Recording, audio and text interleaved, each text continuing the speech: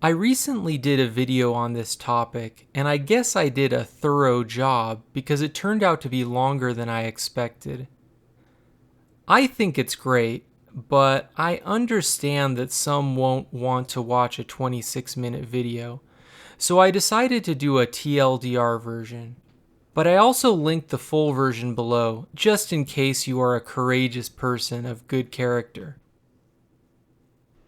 There's an argument atheists make that is common, very common, but at the same time, chances are that you have never heard it, unless you are really dialed into these discussions and debates. They argue that the Bible says that God is the creator of evil. You know, like evil didn't exist and then God made it. So who's the bad guy now, huh? Not the devil. The verse in question is Isaiah 45:7, and this response appears all the time in places where such things are discussed. To understand why the argument falls apart, all we have to do is understand one simple two-letter word. This is the Hebrew word ra, or ra. Now, many of the words we look at here might be complicated theological words, and there may be uncertainties of meaning, but not so with ra. It is a very simple word. As we have discussed before on this channel, ancient Hebrew had many fewer words than modern languages. Strong's Concordance has a total of 8,674 Hebrew words. Compare this to English's approximately 170,000 words, almost 20 times more. As a result, words in ancient Hebrew tend to have more uses, and ra is a perfect example of that. Ra basically means bad in the most broad sense. In the full version of the video, I include a lot more examples of this. But let's look at some examples of how ra is used in the Bible, starting with Pharaoh's dream in Genesis 41. In Genesis 41, Pharaoh, king of Egypt, is telling Joseph about a dream he had. In the dream, 7 beautiful cows came out of the Nile, and then 7 raw cows came out and ate them. This was a prophecy of a famine that was to come. There was something about the cows that was not good. Maybe they were ill. Maybe they were unhealthy or thin. And that is how it is usually translated to us. But whatever the specific issue was with their appearance, they were not the way that cows should be. They were raw cows. But that obviously doesn't mean that they were morally evil or something. But I should acknowledge that out of the 784 times that ra is used in the Bible, most of the time it is talking about moral evil. So there is no shortage of examples of that. But let's look at some other places where ra is clearly not about moral evil. Joseph again. When his brothers sold him down the river, they told their father that a wild beast killed him. Actually, in Hebrew, it is a haya ra'ah, a bad animal.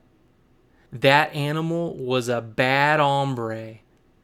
In the book of Numbers, they were always complaining about all the hardships of desert life. It says that they were complaining about ra, complaining about the bad.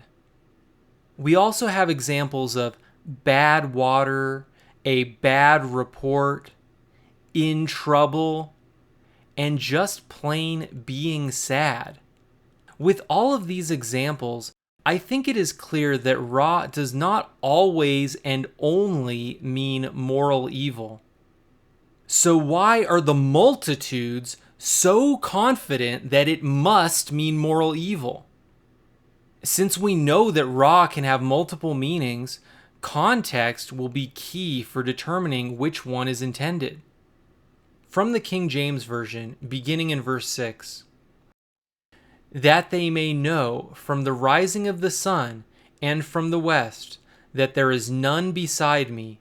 I am the Lord, and there is none else. I form the light and create darkness. I make peace and create evil. I, the Lord, do all these things. Drop down, ye heavens from above, and let the skies pour down righteousness. Let the earth open, and let them bring forth salvation. And let righteousness spring up together. I, the Lord, have created it. So the purpose of using Cyrus was to display God's power, that the people of the nations may see and respond accordingly. And in this context of saying that he is God unlike any other, he provides examples of his power. He says that he forms light and creates darkness, that he makes peace and creates Ra. Interestingly, I think the first example is much more unclear than the latter.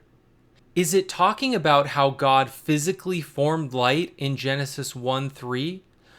Or is this referring to metaphorical light? Is it saying that he brings good and bad situations where light is a metaphor?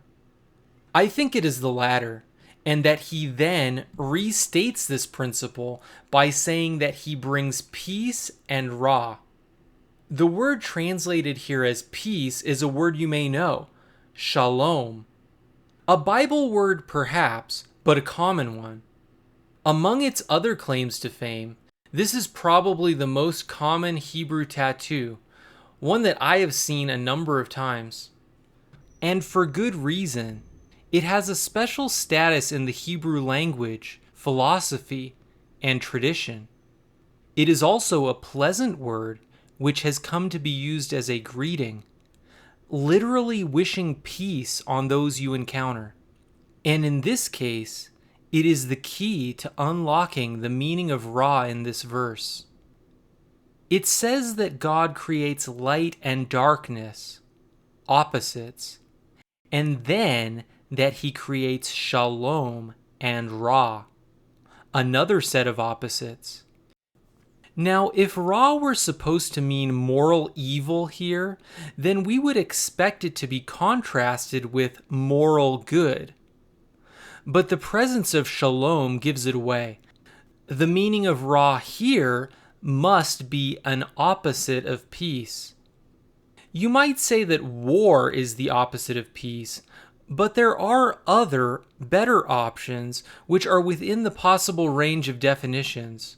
Words like calamity, disaster, trouble, and woe. And you see that many translations use one of these words in their translations rather than translating it as evil. I prefer calamity because I think it captures the chaos that is the antithesis of peace, while also being sufficiently bad to satisfy the demands of Ra. And this idea that God brings calamity is consistent with what we see elsewhere in the Bible. Many places it talks about how God used powerful nations like Assyria and Babylon to inflict judgments on the people. From Isaiah 10, "Woe to the Assyrian, the rod of my anger, in whose hand is the club of my wrath. I send him against a godless nation. I dispatch him against a people who anger me." So calamity makes sense. But what about translations that translate it as evil? Usually the King James Version is mentioned in this context because it is such a popular, classic version which translates this verse as evil. But it looks like this translation actually goes back to the Wycliffe Bible 2 centuries earlier. The Wycliffe Bible was the first complete English translation dating back to the 14th century. So, from the beginning, this was the way it was translated. And this is a common thread which can be seen running through the translations which translate evil. They are mostly old and traditional.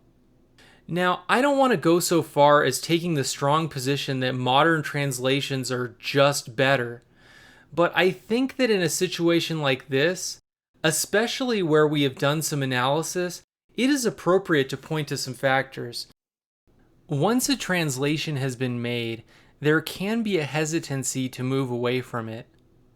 So those who insist that Isaiah 45:7 says that God created evil, not only are they just choosing a translation, they're choosing the least viable one.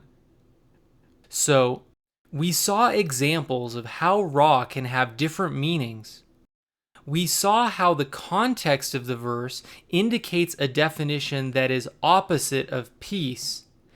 And we saw how the only argument for translating this passage as evil comes from traditional translations. I recently talked with someone who really didn't believe the Bible, but he was very personable and he wanted to talk about it. Somewhere in the middle of our long conversation, he brought up Isaiah 45:7. Imagine my surprise to encounter this internet atheist argument in the wild. He said that he liked to point the verse out to Christians to show them how little they know. As we discussed the verse, he stated very clearly that he didn't care what Isaiah meant, the intended meaning of the text. He just found this as a useful tactic to put people in their place. It isn't like he believed the Bible anyway. This was startling to me when he said it. Even if Isaiah isn't speaking for God, it should be important what he meant by what he was saying. Otherwise, you're misrepresenting him, what we would call a straw man argument. I appreciate his honesty, and it did open my eyes to some issues. Someone may say this or that, but you don't really know their heart or intentions. Maybe they're just wanting to rattle your cage, or bring you down a peg, or insult God. We take everything at face value and try to offer precise answers, but they may not really care at the end of the day whether the Bible says that God created evil.